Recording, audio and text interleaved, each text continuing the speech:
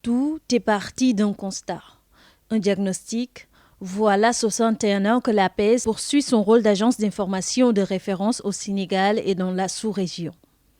Avec la révolution numérique, se réajuster et se retourner vers un univers d'information et de communication beaucoup plus adapté s'impose, d'où ce processus de mutation. C'est une agence qui a souffert pendant des années et des années.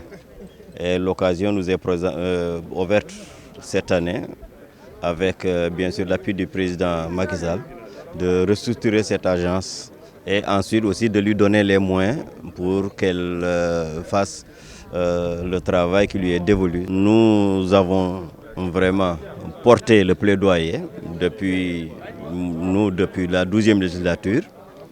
Et cette année aussi, avec la 13e, les députés qui sont venus ont aussi continué à porter vraiment ce plaidoyer pour cette agence qui est chère et qui est très importante dans le monde médiatique sénégalais. On est arrivé à un moment où on a constaté une insuffisance des ressources financières, un amortissement du matériel, des immobilisations, une vétusté du matériel, donc des difficultés de fonctionnement.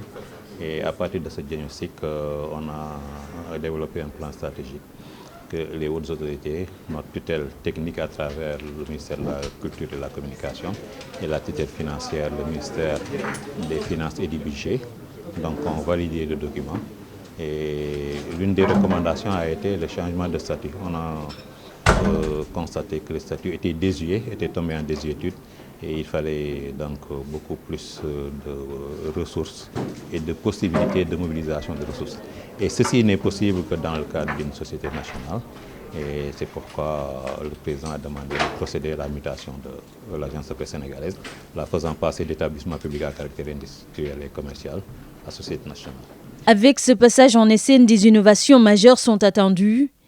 Elles ont trait au traitement salarial, au plateau technique, ainsi qu'au traitement de l'information, avec notamment l'avènement de l'unité audiovisuelle. Il faut diversifier l'offre donc, en termes de production, parce que depuis 1959, on fait la même chose, c'est-à-dire le traitement des dépêches. Au-delà de la dépêche classique maintenant, il faut développer cette unité audiovisuelle, l'installer dans l'ensemble des régions. Et donc à l'image de l'agence France Presse, qui est la première productrice d'images dans le monde, à l'image de nos amis de l'agence Anadoli, etc., de la Maghreb Arab Presse, etc. Donc cette unité nous donne déjà des satisfactions avec des productions de qualité. En tout cas, dans le cadre de la nouvelle société, si les moyens suivent, on va faire d'autres performances dans ce sens.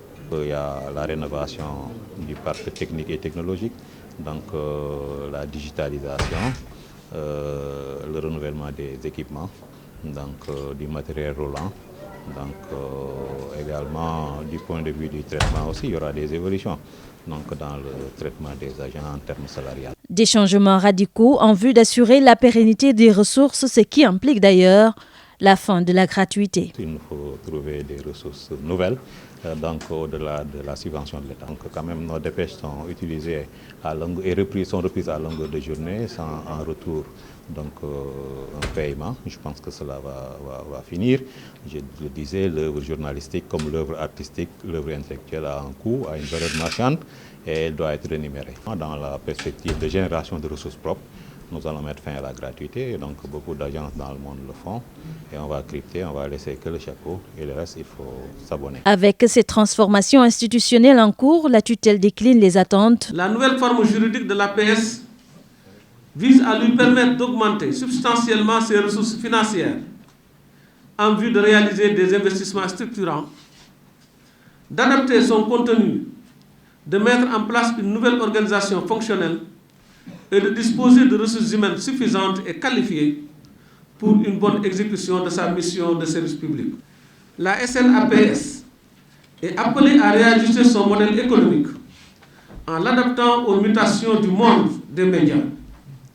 Elle est également appelée à appliquer de nouvelles procédures pour renouveler et diversifier son offre en termes de contenu multimédia, tout en restant en phase avec sa mission de service public.